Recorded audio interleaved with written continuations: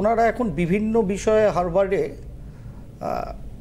মানে নানা রকম পারমুটেশন কম্বিনেশন করে দেখছেন আগামী দিনে শিক্ষাটাকে কিভাবে ব্যবহার করা যায়। যেহেতু এআই এর যুগে, মেশিন লার্নিংয়ের যুগে আমরা আছি, মানে আগের থেকেই ছিলাম, এখন আরও প্রগাঢ়ভাবে ঢুকছি।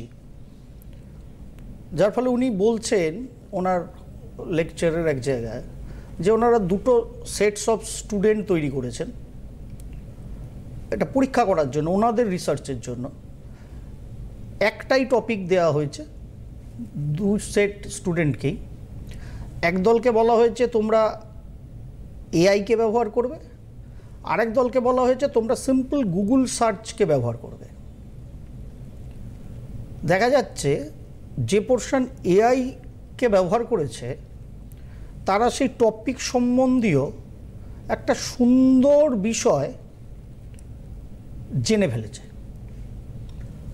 আর যারা গুগল সার্চ করেছে তারা বিষয় সম্বন্ধে এআই যারা ব্যবহার করে যত সুন্দর জেনেছে, তারা কিন্তু ততটা সুন্দরভাবে সেই বিষয়টাকে জেনেছে, বাট অত সুন্দরভাবে জানতে পারেনি।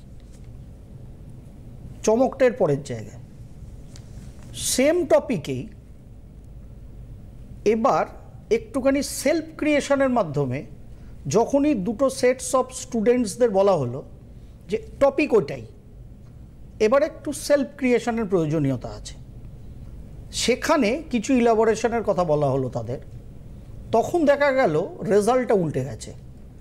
যারা এআই নির্ভর ওই টপিকটাকে জিস্টে ফ্যান্টাস্টিকভাবে খালি জেনেছিল, তারা কিন্তু যখন ইলাবোরেশনের প্রয়োজন হলো সেলফ ক্রিয়েশনের মাধ্যমে, তারা যা পারফর্ম করলো তার থেকে যারা গুগল সার্চে ওই বিষয়টা জেনেছিল, কারণ আমরা গুগল সার্চে জানি, গুগলে আমরা কোনো বিষয় যদি সার্চ করি এক গাদা সাইট ওপেন হয়, এক গাদা জিনিস ইনফরমেশান আপনার আমার কাছে আছে, কোনটা ঠিক কোনটা ভুল, কি ব্যাপার কি স্যাপার আপনি আমি কিন্তু জানি না। নিজেদের বিষয় সম্বন্ধে নানাবিধ রিসার্চ করে করে করে করে আমাদের একটা পয়েন্টে পৌঁছাতে হয় গুগল সার্চ করলে, যেটা সাধারণভাবে এরার আছে যে কোনো এআইয়ে, কিন্তু সাধারণভাবে একটা ফ্যান্টাস্টিক সামারাইজ ফরমেশনে সেই টপিকটা এসে যায়, হোয়াট ইজ হোয়াট। কিন্তু যখনই সেলফ ক্রিয়েশনের ব্যাপার এলো, তখন যারা গুগল সার্চ করে সেই টপিকটাকে জেনেছিল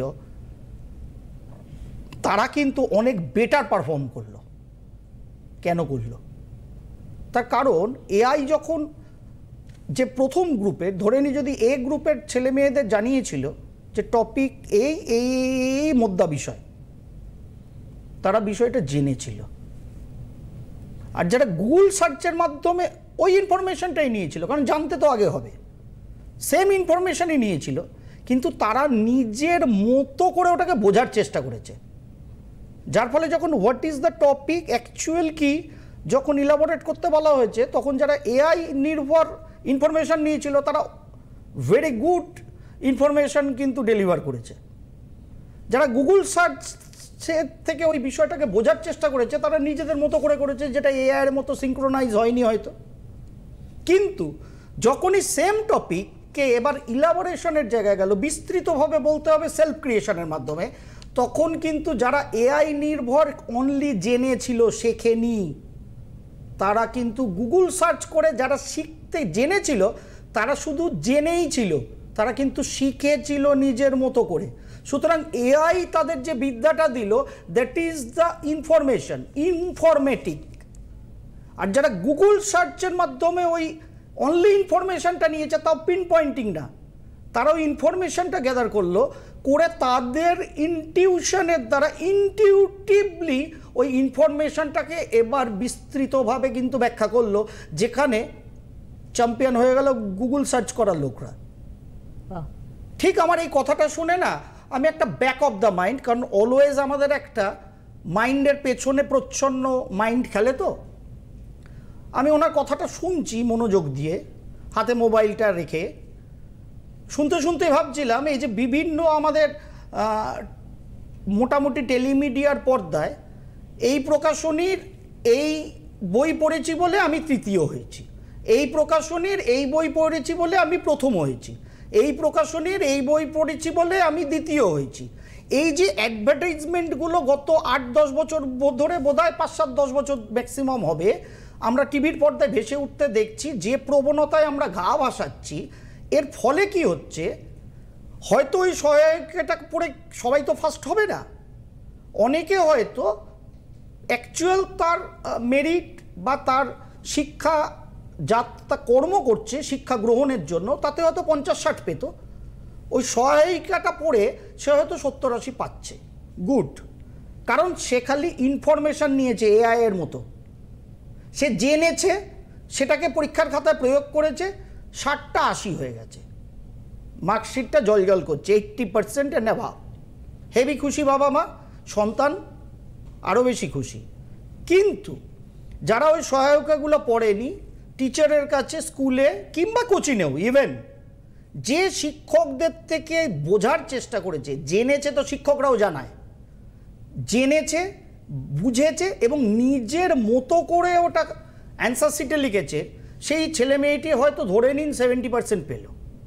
বাবা মায়ের দুঃখ, ছেলে মেয়েটিরও দুঃখ, যে আমি তো নিজের মতো করে লিখলাম, তাতেও 70% পেলাম। কিন্তু আজকের দিন সব প্রথিতযশা সারা বিশ্বের যত প্রফেসরস আছেন কিংবা যারা স্কলার্স আছেন অন্তত শিক্ষা জগতে, সকলকে আমি শোনার চেষ্টা করছি একটাই কারণে, কারণ আমার কাছে যখন স্টুডেন্টরা আসবে তাদের গাইডটা আমাকে করতে হবে। তারা কে কি লাইন নেবে পরের প্রশ্ন, সব লাইনে সব কিছু করা যায় আধুনিক যুগে দাঁড়িয়ে, যেটা আগের দিনই আমি বলছিলাম আমার দিদির সময় এই সুযোগটা আমাদের ছিল না। এখন লাকিয়েস্ট এই জেনজি, লাকিয়েস্ট অ্যাকচুয়ালি, যদি সঠিকভাবে তারা নিজেদের ব্যবহার করতে পারে। কিন্তু করতে হবে, শিক্ষাটা খালি জানলে হবে না। শিক্ষা খালি যদি ভাবেন ইনফরমেটিভ হবে, তাহলে কিন্তু আপনি একটা জায়গায় গিয়ে ফেল করবেন। শিক্ষা হতে হবে ইনটিউটিভ, যে শিক্ষায় তো ইনফরমেশন নিতেই হবে।